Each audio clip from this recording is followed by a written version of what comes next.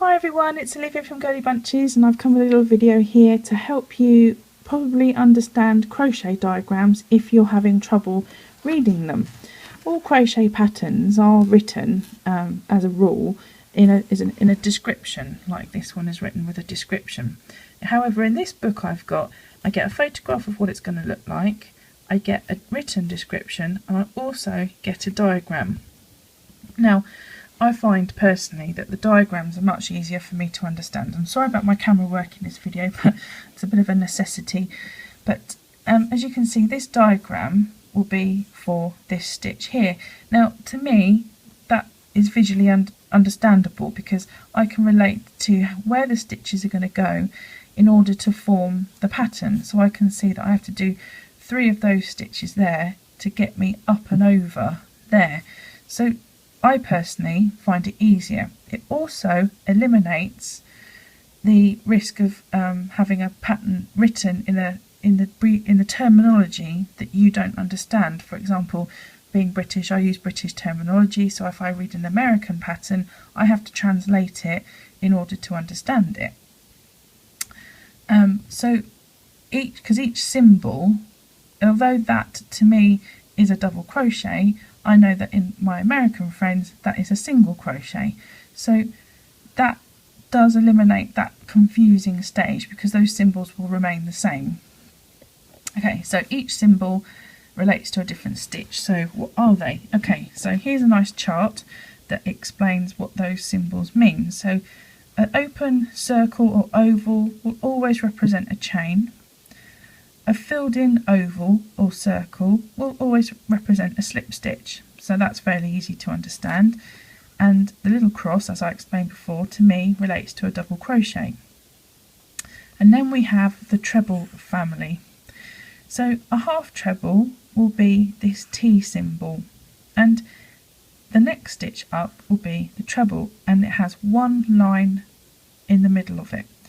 So that's an extra to this one, and that line there, if you imagine, represents the number of times you're going to wrap the yarn over the stitch and pull through and work again. So we've got that treble with the line there, and so a double treble has 2, and then so forth, and it goes up treble with a triple treble, etc.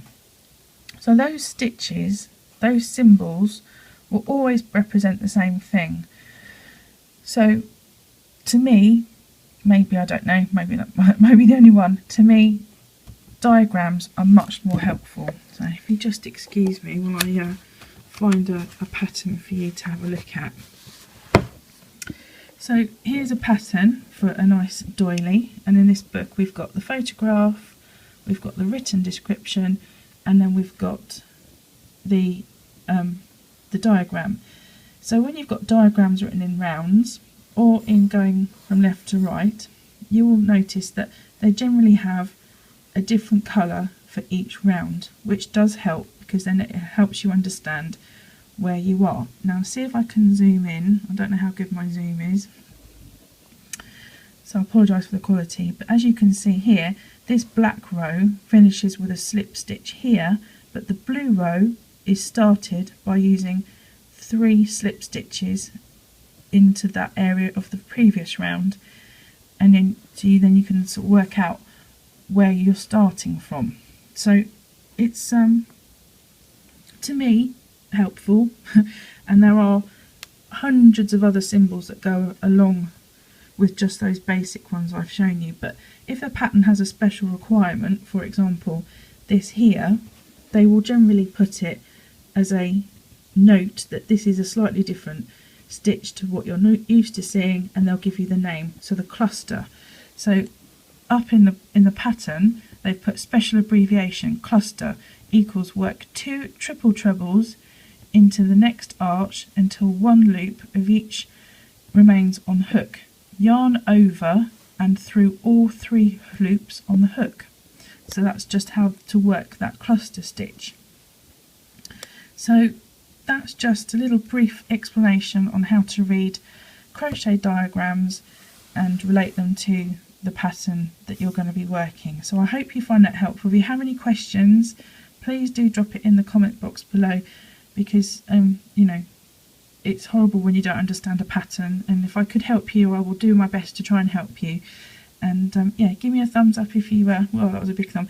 Yeah, give me a thumbs up if you found this video helpful, and if you have any suggestions for videos, do drop it in the comments box below. I'll put all my links in the description box below on where to find me, and come and say hi. I'm on Instagram a lot.